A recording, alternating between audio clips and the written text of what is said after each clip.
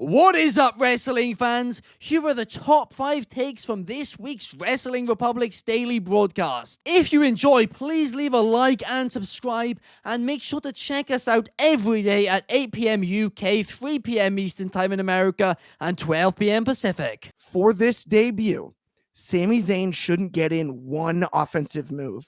Oba Femi better not sell for 1 second. I want to see absolute dominance. I want to see Sami Zayn throw a big old Sami Zayn right hand, and the ruler, Oba Femi, not even flinch, not even bat an eye. And you put a force that strong on the main roster television in Oba Femi, and you have him run through all your favorites, run through them, whether it's an Uso, whether it's a Luchador, whether it's a Penta, whether it's a Rey Fenix, you have him run roughshod. You want an open challenge? I'll take over your open challenge. You were never built for this. Yeah. You were never built for this. I'm built for this. And slowly but surely, we can work our way back to he's the babyface. We can also build the one person that can beat him. I like the idea of Javon Evans on the main roster. Hello. I don't hate. Dang it, Ant! You the big reveal. What did he say? I was gonna say Mello. I knew it because let we think alike. Let Mello have his moment and pull the upset. They've worked together in the past. I think it would make sense. Yeah, I love that as an idea. But the main key being, things will also change over time after that initial victory. That initial victory has to be so impactful.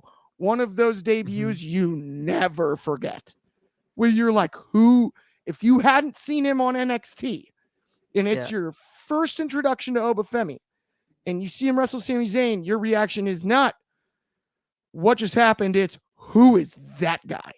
Yeah. What is going on there? That is something we got to get to.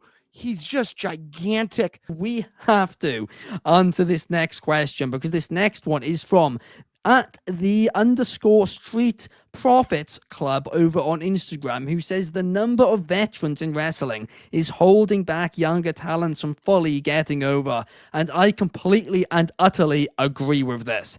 I've been saying it for years and nobody's been taking me serious for years. That there's a significant lack of wrestlers, top wrestlers in WWE, or even stars who are being developed into top stars who are in their late 20s to early 30s. Everybody right now is either early 20s or early to mid to late 40s. It is absolutely ridiculous. I believe, I saw the percentage the other day, I think it's like 78% of the main rosters over the age of 42. I mean, that is like, look, at the end of the day, in 5 years' time, I'm worried for the business. I really, really am. I'm worried for WWE because in this day and age, it's not like the Ruthless Aggression era, because that was similar where they had to suddenly, make some stars. It's a lot harder to make stars in this day and age, right? Because they're a much bigger company now across the world. It takes years to develop stars. So I think they really put themselves in a difficult place here because yes, Braun Breaker and Oba Femi, they're going to be big deals. Yes, Carmelo Hayes is being built up as a mid-carder. Trick Williams too. But outside of that, when it comes to the men's side, there's very few stars. Women's side, I would not say it's anywhere near as much of an issue. But on the men's side, Clark, I would. I've got a feeling Jay's going to injure Jimmy, man. I think that's where we're headed with this. I really do. And it looks like, and you're right, it's a throwback to a previous storyline. And it looks like Jimmy was in the background looking at Roman last night, thinking, man, I was hoping you were going to come back and be like, bro, you need to snap out of this. You need to listen to Jimmy. Like, you're going a little bit like down a path that I went down and wasn't necessarily proud of doing some of the things that I did.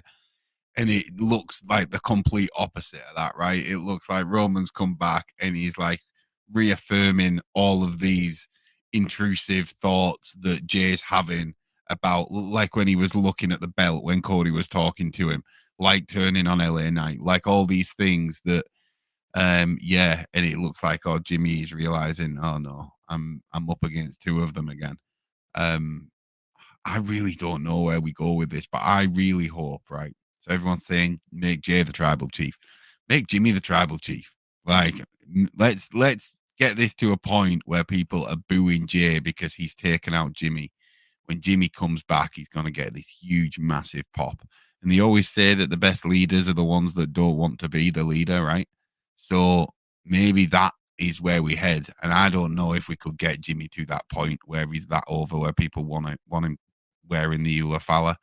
But I'd love to see it, because when you look at Jay, he got the rocket given to him. Well, not given to him. I'm not taking any credit away from Jay. He's absolutely worked for it and earned it. But he's had that moment now. He won the Rumble. He beat Gunther at Mania. Jimmy is the one out of the bloodline, the OG bloodline, that hasn't really got, apart from being in the bloodline in them amazing moments, he's never really got the run of his own. Like the kind of heel run that he had when he turned on Jay didn't work. The Jimmy versus Jay match kind of fell flat a bit at Mania. I don't even know if people are still calling him Big Jim, but I enjoyed that, but it wasn't enough. Like, I just want a little bit more. Do you know what I mean? And I feel like get Jay to take Jimmy out, because Jimmy's going to have to take a break when the baby comes. And then when he comes back, then that's we can have a big, amazing run for Jimmy. I gotta give Marina her flowers a little bit. Like, honestly, she has really grown from just, again, not being showcased at all to just this dominant heel that we kind of needed. Like, I don't know if it's just me, but we don't really have a lot of dominant heel women besides Mercedes. So to see Marina and Chris just have it out in this match, it really almost gave Marina a much better showcase than Chris a little bit. It just showed the extremeness of her, the willingness to how far she's going to go just to beat. And I really enjoyed this match, honestly. Let's talk about what Santino Marella said. During an interview with Lucha Libre Online, Marella said that TNA, when TNA lands a big TV deal, they'll be the second biggest promotion in North America. He said, we believed in ourselves, and now we have the audience size that feels right. And we deliver every time. Every time we've had a sold-out crowd, we've never not had a good show. We've never wasted an opportunity. And Lowell, Massachusetts, Bound for Glory is going to be another one. We're going to capitalize on that audience. He also added that they're going to, with a TV deal, beat out AEW. I have talked about this immensely.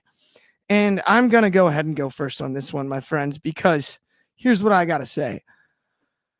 The Tennessee Titans entered this year's NFL season and said the same thing. We're going to beat everybody, and they're 0-3. There's not a world that exists that this is a possibility. WWE has dragged TNA to the point they're at now of late. The only reason we're talking about them is because on Saturday we're going to see a bunch of TNA stars on a WWE show. What in the wide world of sports are we doing here? This is a joke. AEW is not getting caught by TNA. Stop it. Knock it off. Bless you, Santino Marella. I love you. I hope this was said in character, but in private, when there's whispers about this, you tell the truth, because I'm not buying it for a second. I'm going to go to you first, Aunt You, on this. Is there any scenario where TNA is the second biggest promotion in North America over AEW?